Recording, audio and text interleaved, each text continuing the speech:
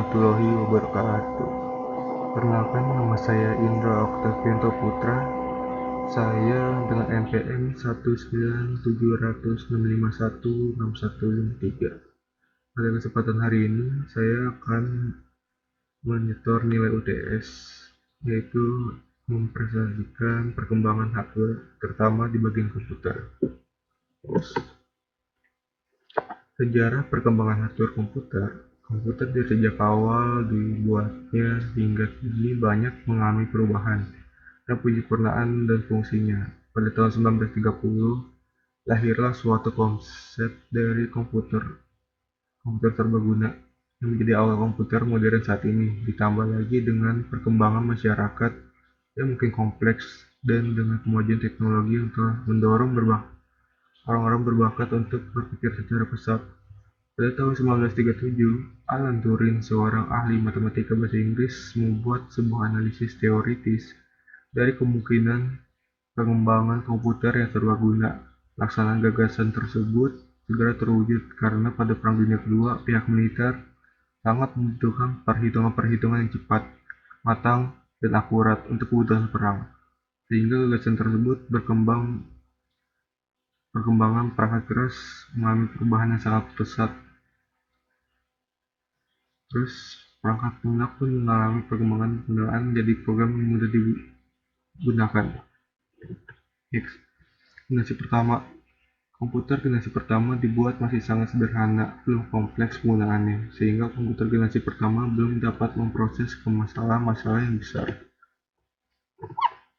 Ciri-ciri komputer generasi pertama yaitu listriknya besar, kecepatannya lambat, cepat panas, listriknya yang butuhin besar, menggunakan tabung hampa atau vacuum tube, memorinya menggunakan magnetic core storage, masih menggunakan bahasa mesin, menggunakan konsep storage program.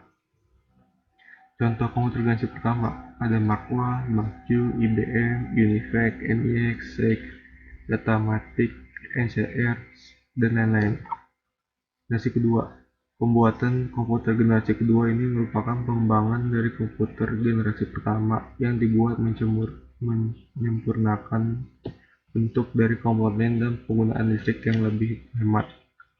Ciri-cirinya adalah komponen menggunakan transistor, ukurannya lebih kecil, kecepatan prosesnya lebih cepat, tidak cepat panas, menggunakan listrik yang lebih sedikit, memori yang digunakan lebih besar, telah menggunakan bahasa tingkat tinggi, mudah didapatkan menggunakan untuk real time dan time sharing. Yang selanjutnya contoh komputer generasi kedua. Yang pertama ada IBM 770, Honeywell 400, Buraku 200, GE635, GE645, UNIVAC, dan XR 300. Yang ketiga, komputer generasi ketiga dibuat dengan penggabungan beberapa komponen dalam satu tempat dan dapat disempurnakan tampilan dari tersebut. Selain itu, komputer generasi ketiga telah dibuat penyimpanan memorinya lebih besar dan diletakkan di luar eksternal. Cirinya adalah komponen telah menggunakan IC atau integrated circuit atau disebut dengan chip dalam bentuk hybrid.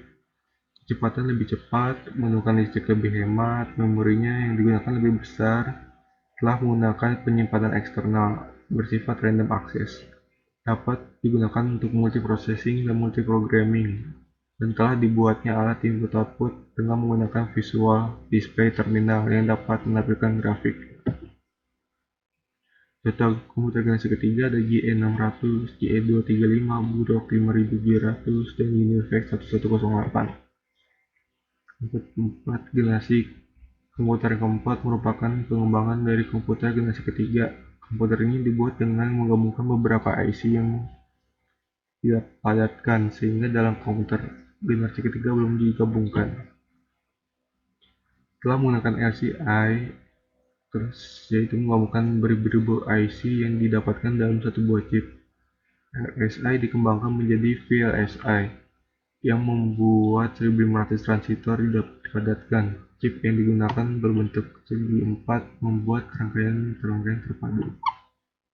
Contoh komputer generasi keempat ada IBM 370 dan Apple II.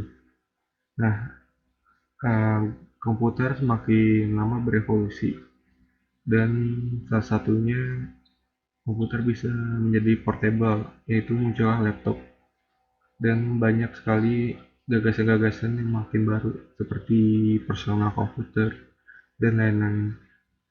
Dan beberapa halnya juga seperti penyimpanan yang tadinya kita pakai floppy disk jadi pakai flash disk. Lalu yang kita tadinya pakai hard disk sekarang ada SSD yang mampu membooting atau membaca data lebih cepat daripada hard disk.